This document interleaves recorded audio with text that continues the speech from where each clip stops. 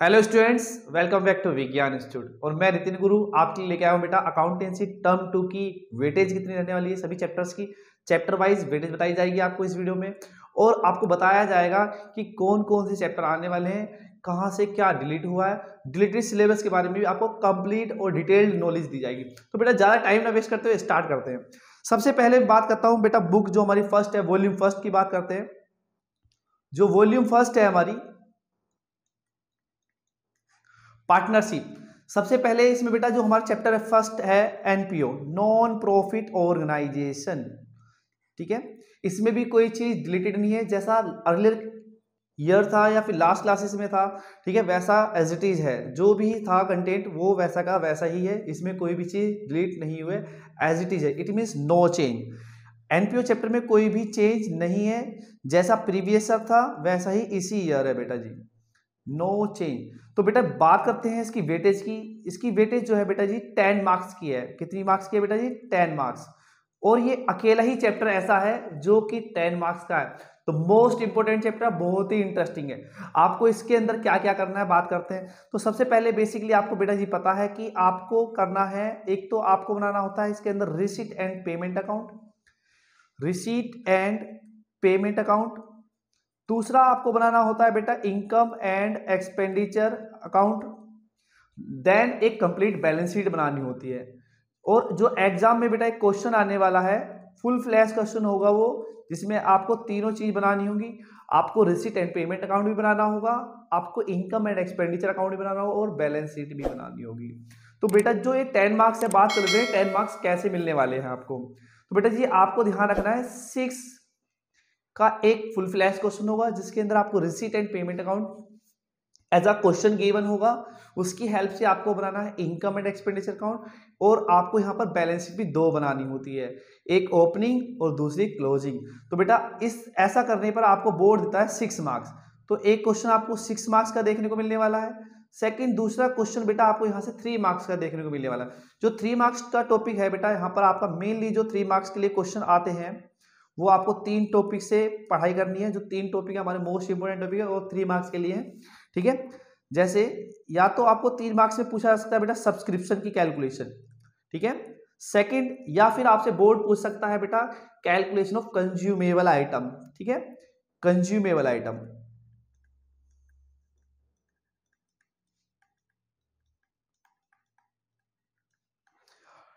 ठीक है बेटा जी, नेक्स्ट आपसे क्वेश्चन जो पूछा जा सकता है, और एक सब्सक्रिप्शन का हो गया, कंज्यूमेबल आइटम का हो गया, एक फंड बेस अकाउंटिंग भी हो सकता है जो कि 3 मार्क्स में पूछा जाए। तो बेटा 3 नंबर आपको यहां से मिलने वाले हैं। Fund base accounting, fund base accounting.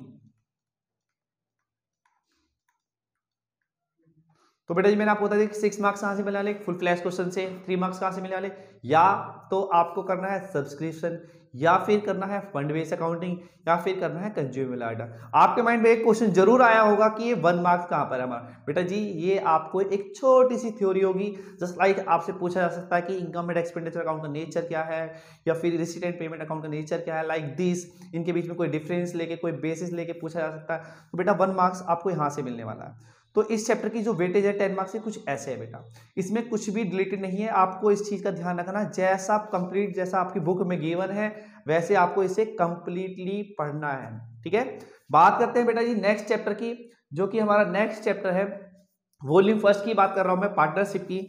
जो हमारा नेक्स्ट चैप्टर है बेटा, यहां पर आता है आपका रिटायरमेंट एंड डेथ। पहले बात करते हैं रिटायरमेंट की। Retirement of A partner,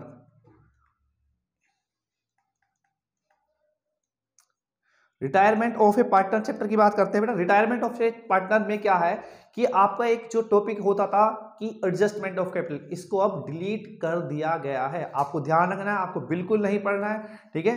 adjustment of capital, simply आपको सिंपल क्वेश्चन करने हैं विदाउट एडजस्टमेंट ऑफ कैपिटल, ठीक है। एडजस्टमेंट करनी है जो एडजस्टमेंट होती है, लेकिन एडजस्टमेंट ऑफ कैपिटल नहीं करना है। तो बेटा जी आपको ध्यान रखना है, जो रिटायरमेंट ऑफ पार्टनर की बात कर रहे हैं, यहां पे से जो डिलीटेड है हमारा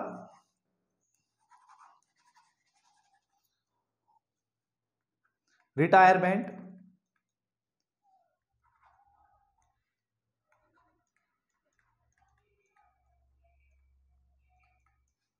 ऑफ ए पार्टनर। यहां से जो डिलीटेड है, क्या नहीं पढ़ना है आपको? एक तो आपको नहीं पढ़ना है बेटा जी adjustment of capital, adjustment of capital को नहीं पढ़ना है, ठीक है, जिसके डिफरेंट डिफरेंट केसेस हुआ करते थे लास्ट ईयर, बच्चों ने बहुत करा, बहुत इंपॉर्टेंट होता था, बोर्ड में इसी से क्वेश्चन आता था, लेकिन आपने बोर्ड ने क्या करा, आपके लिए थोड़ा इजी कर दिया, एडजस्टमेंट को हटा दिया गया है, ठीक है। नेक्स्ट एक टॉपिक और है बेटा जो आपको नहीं करना है, वो टॉपिक है आपका बेटा preparation of loan account of retiring partner. जब कोई पार्टनर रिटायर हो जाता है तो बेटा उसका एक लोन अकाउंट बनाना होता है, तो आपको लोन अकाउंट को भी नहीं तैयार करना है, लोन अकाउंट भी डिलीट हो चुका है, आपको ध्यान रखना है।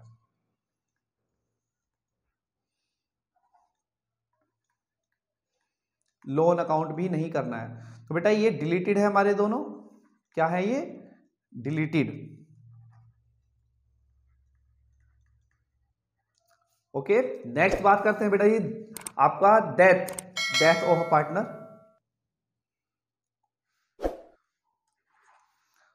Death of a partner, death of A partner, किसी पार्टनर की मृत्यु हो जाना। आपने पढ़ा था बेटा जो टर्म फर्स्ट था एडमिशन ऑफ अ पार्टनर, जिसका मतलब होता था किसी पार्टनर का बिजनेस के अंदर आना, ठीक है। रिटायरमेंट आप टर्म 2 में पढ़ने वाले हैं, जिसका मतलब होता है किसी पार्टनर का फर्म से जाना। और डेथ भी आप टर्म 2 में पढ़ने वाले हैं, डेथ मतलब किसी पार्टनर का 4 कंधों पे जाना या फिर दुनिया से चले जाना। तो बात करनी है मेरे को आज यहाँ पर कि इसमें से क्या डिलीट हुआ है और इन दोनों चैप्टर की वेटेज कितनी रखी है बोर्ड ने। तो बेटा जी इस चैप्टर में जो बात करता हूं मैं आपकी डेथ ऑफ अ पार्टनर की, जो डेथ ऑफ अ पार्टनर है हमारा ये, इसमें से बोर्ड ने क्या करा है, इस डेथ ऑफ ए पार्टनर, तो इसमें से बेटा बोर्ड ने जो डिलीट किया है इसमें से भी पोर्शन डिलीट किया है। जैसे आपको एग्जीक्यूटर अकाउंट बनाना होता था या फिर डिसीज पार्टनर कैपिटल अकाउंट बनाना, तो इन दोनों को डिलीट कर दिया। सिंपली आपको क्या करना है, सिंपली कैलकुलेशन करनी है profit and loss suspense account की सेल्स बेसिस पे, टाइम बेसिस पे, और सिंपली उसके से गुडविल प्रीमियम कितनी होगी जो डिसीज पार्टनर है। आपको कोई भी अकाउंट नहीं बनाना, ना ही तो एग्जीक्यूटर अकाउंट बनाना है, ना ही आपको डिसीज पार्टनर कैपिटल अकाउंट बनाना। डिसीज पार्टनर बोले तो जिसकी मृत्यु हुई है पार्टनर की, जो इसकी डेथ हुई है। तो बेटा यहां से जो रिलेटेड है बेटा executor capital, executor account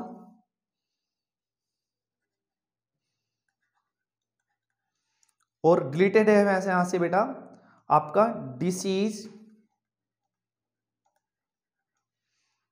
partner capital account. तो बेटा यहां से ये दोनों चीजें डिलीटेड है, आप बिल्कुल भी गलती से इन्हें ना पढ़िएगा, ठीक है। बाकी रिमेनिंग चीजें जो कि बेसिक टर्म्स है, हमारी टर्मिनोलॉजी है डेथ पार्टनर की, उनको ध्यान से देख लीजिएगा। फॉर एग्जांपल पेंडल सस्पेंस कैसे निकाला जाता है, गुडविल उस पार्टनर की कैसे निकालेंगे, टाइम बेसिस क्या होता है, सेल्स बेसिस क्या होता है। बात करता हूं मैं बेटा वेटेज की, ये यहां से ये दोनों टॉपिक डिलीटेड है, बाकी रिमेनिंग आ रहा है आपके बोर्ड में। अब देखते हैं बेटा ये वेटेज क्या रहने वाली है इसकी। बेटा एक आपको चैप्टर यहाँ पे दिख रहा है रिटायरमेंट, ठीक है, जिसमें आपको मैं बता चुका हूँ क्या डिलीटेड है और आपको क्या पढ़ना है। Similarly in case of death, death में आपको बताया कि एग्जीक्यूटर अकाउंट और आपको डिसीज पार्टनर अकाउंट के बारे में नहीं पढ़ाई करती है, ठीक है। बात करते हैं एक चैप्टर और है हमारा डिसोल्यूशन ऑफ पार्टनरशिप, जो कि हमारी वॉल्यूम फर्स्ट का लास्ट चैप्टर होता है, मोस्ट इंपोर्टेंट, लेकिन इसमें भी कोई चेंजेस नहीं है, आपको ये जैसा है एज इट इज वैसा का वैसा ही पढ़ना है, ठीक है। तो यहाँ पर बेटा आपको वॉल्यूम फर्स्ट से 3 चैप्टर पे ज्यादा काम करना है, मतलब एनपीओ एक सेपरेट चैप्टर होता है अलग, लेकिन उसके साथ साथ हमें 3 चैप्टर पे फोकस करना होता है, ठीक है। जो कि हमारा चैप्टर बेटा dissolution of partnership firm. Dissolution of partnership firm की बात करें, डिसोल्यूशन ऑफ पार्टनरशिप फर्म, ठीक है, किसी बिजनेस का डिसॉल्व हो जाना, बाइंड अप हो जाना, बंद हो जाना, इसे डिटेल में बताएंगे आपको जब भी ये चैप्टर होगा, ठीक है। तो बेटा जी आपको इन चैप्टरों की जो वेटेज रखी है बोर्ड ने वो 12 मार्क्स रखी है, ठीक है। जैसा कि जो डेथ है बेटा इसकी जो वेटेज थोड़ी कम है, ठीक है, इसकी वेटेज जो है 2-3 ही क्वेश्चन आपको देखने को मिलने वाले, बाकी रिमेनिंग क्वेश्चन जो आपको रिटायरमेंट और डिसोल्यूशन से मिलेंगे। टर्म फर्स्ट में आपने पढ़ा था क्या, टर्म फर्स्ट ने शेयर पढ़ा था, जस्ट लाइक अगर किसी बच्चे ने शेयर अच्छे से कवर किया था तो डिवेंचर भी इजीली कवर कर लेगा, ठीक है। लेकिन इतना ही काफी नहीं है, लेकिन हमें यह भी ध्यान रखना है कि हमें क्या पढ़ना है क्या नहीं पढ़ना है डिवेंचर के अंदर, ठीक है। एक सही गाइडेंस, ठीक है, आपको पता है कि डायरेक्शन और डिस्ट्रैक्शन दोनों ही अपोजिट होते हैं। अगर आपकी डायरेक्शन सही है तो आप अपने गोल को अचीव करेंगे डेफिनेटली, इट मींस आप एक अच्छा स्कोर करने वाले टर्म 2 में, ठीक है, ठीक है। उसी तरह अगर डायरेक्शन गलत है, इट मींस डिस्ट्रैक्शन है, तो आप कभी भी अपने गोल को अचीव नहीं करते। तो एक डायरेक्शन में चलिए बेटा विज्ञान इंस्टीट्यूट की बात करता हूं मैं बेटा, जो हमारा चैप्टर है हमारा डिवेंचर्स, ठीक है, मोस्ट इंपोर्टेंट चैप्टर है हमारा डिवेंचर कंपनी अकाउंट से। कंपनी अकाउंट की बात करते हैं, कंपनी अकाउंट्स, कंपनी अकाउंट में चैप्टर आने वाला है डिवेंचर आने वाला है, ठीक है, जिसकी वेटेज बेटा बात करता हूं, जो डिवेंचर है इसकी वेटेज बेटा 8 मार्क्स की है, बहुत ज्यादा है, ठीक है। इसकी वेटेज जो है डिवेंचर की बेटा, डिवेंचर चैप्टर है हमारा यहाँ पर, ये डिवेंचर जैसे शेयर का कैलकुलेशन होती थी, ठीक है, सेम वैसे ही है एप्लीकेशन, यहाँ पे डिवेंचर एप्लीकेशन हो जाता है, डिवेंचर अलॉटमेंट होता है, लाइक दिस, यही सब कुछ है इसमें भी, ठीक है। तो ठीक है, इसकी वेटेज जो है, वेटेज की बात करते हैं, वेटेज जो है इसकी 8 मार्क्स की है। कितनी है बेटा जी? 8 मार्क्स, जो कि काफी ज्यादा वेटेज रखते हैं, ठीक है। बात करते हैं इसमें से किन किन चीजों को नहीं पढ़ना, इट मींस इसे हम ये भी कह सकते हैं कि क्या क्या डिलीट हो चुका है। तो बेटा जी इसमें से 3 चीजें डिलीट हुई हैं। सबसे पहले बात करते हैं डीआरआई। तो आपको अब डीआरआई की कैलकुलेशन नहीं पढ़नी है, ठीक है। क्या नहीं पढ़ना है आपको? डीआरआई, डिवेंचर रिडेम्पशन इन्वेस्टमेंट की जो कैलकुलेशन होती थी उसको आपको नहीं पढ़ना है, ये आउट ऑफ सिलेबस हो चुका है, डिलीटेड हो चुका है, ठीक है, टर्म 2 के एग्जाम के लिए, ठीक है। सेकंड बात करता हूं मैं बेटा जी आपका डीआरआर, जो क्रिएशन ऑफ डीआरआर होता था उसके भी आपको ये भी डिलीटेड है, ये क्रिएशन ऑफ डीआरआर। डीआरआर का फुल फॉर्म क्या होता है बेटा? Debenture redemption reserve. एक पर्टिकुलर रिजर्व बनाना होता था जितने हमें डिवेंचर को रिडीम करना है, ठीक है, तो एक मिनिमम परसेंटेज होती थी, ठीक है। तो बेटा जी 25% जो कि हुआ करती थी, ठीक है। तो अभी आपको इस बार डिटेल में इसके बारे में कुछ नहीं पढ़ना है, क्रिएशन ऑफ डीआरआर के बारे में आपको नहीं पढ़ना है, इट इज क्लियर, ये भी डिलीटेड है बेटा जी। बात करते हैं बेसिकली क्या होता है, जो हमारा डिवेंचर है, इसमें डिवेंचर बेटा 2 चैप्टर है आपका, एक तो इश्यू ऑफ डिवेंचर है, दूसरा रिडेम्पशन ऑफ डिवेंचर है। अब रिडेम्पशन ऑफ डिवेंचर में बेसिकली देयर आर 4 मेथड्स, ठीक है। अब उनमें से 2 मेथड डिलीट हो चुके हैं, आपको नहीं पढ़ना है बिल्कुल भी, ठीक है। एक तो आपका लंप सम मेथड को नहीं पढ़ना है, आपको लंप सम मेथड को नहीं पढ़ना है। सेकंड आपको जो हमारा ड्रॉ ऑफ लोड्स होता है, ठीक है, ड्रॉ ऑफ लोड्स को भी नहीं पढ़ना है, ड्रॉ ऑफ लोड्स। और बाकी जो 2 रिमेनिंग मेथड्स थे बेटा वो ऑलरेडी प्रीवियस ईयर से, लास्ट 2 ईयर से डिलीटेड है, इट मींस आपको बहुत ही ब्रीफ में पढ़ना है। मेनली मैं कह सकता हूं आपको जो रिडेम्पशन पे बात करनी है, थियोरेटिकली ज्यादा बात करनी है, ठीक है। तो बेटा जी ये हमारे डिवेंचर चैप्टर की वेटेज जो कि 8 मार्क्स है, बहुत अच्छा रोल प्ले करने वाला है, आपको एक अच्छा स्कोर दिलाने में। Reason we have already done the share, ठीक है, शेयर और डिवेंचर बिल्कुल एक जैसे ही चैप्टर है। अगर किसी बच्चे ने शेयर को अच्छे से कंप्लीट करना तो यहाँ पे बहुत अच्छा परफॉर्मेंस करने वाले हैं आप, ठीक है बेटा। नेक्स्ट बात करता हूं मैं बेटा जो हमारी थर्ड बुक है, ठीक है, financial statement of a company. तो बेटा financial statement of a company की बात जो मैं करता हूं, यहाँ पर बात करते हैं, तो जो financial statement of A company है हमारी, तो यहाँ पर जो बात की जाएगी, जो फाइनेंशियल स्टेटमेंट ऑफ कंपनी है, तो उसकी जो उसमें केवल आपको पोर्शन देखने को मिलने वाला है, उसमें जो पोर्शन मिलेगा आपको,